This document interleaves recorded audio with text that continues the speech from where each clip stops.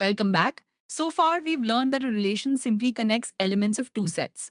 But not every relation is a function. A function is a special kind of relation, and it is one of the most important ideas in mathematics because almost every chapter you'll study later uses functions. Let's understand it in the simplest way possible. A function is a relation from set A to set B where every element of A has exactly one image in B. The words exactly one are the key. Every input must have one output. No input can have two outputs, and no input can be left without an output.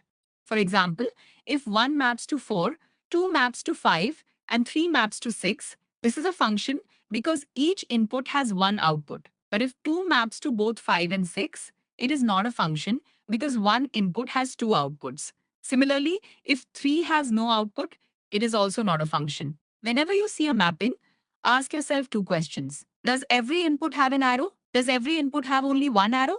If yes, then it is a function. In a function, the starting set is called the domain, the destination set is called the codomain, and the actual outputs obtained are called the range. Remember, every range is part of the codomain, but the codomain may contain extra elements. Now let's study the important functions you should recognize instantly. First is the identity function. Here, every number maps to itself. If the input is -3, the output is -3. If the input is 5, the output is 5. Its graph is straight line passing through the origin. Next is the constant function. Here, every input gives the same output. For example, if f of x equals 3, every value of x gives 3. Its graph is a horizontal line parallel to the x-axis.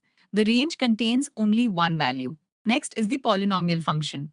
These are functions made using whole number powers of x, like x squared, x cubed minus x plus 2, or 4x squared plus 5x plus 1. Their graphs are smooth without breaks. The rational function is formed by dividing one polynomial by another. A common example is 1 divided by x. Since division by 0 is impossible, 0 is not included in the domain. Its graph has two separate branches.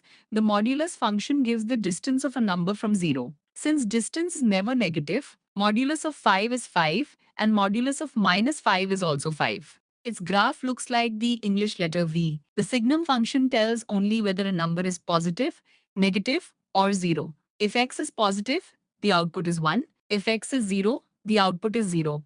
If x is negative, the output is -1. Finally, the greatest integer function gives the greatest integer less than or equal to a given number.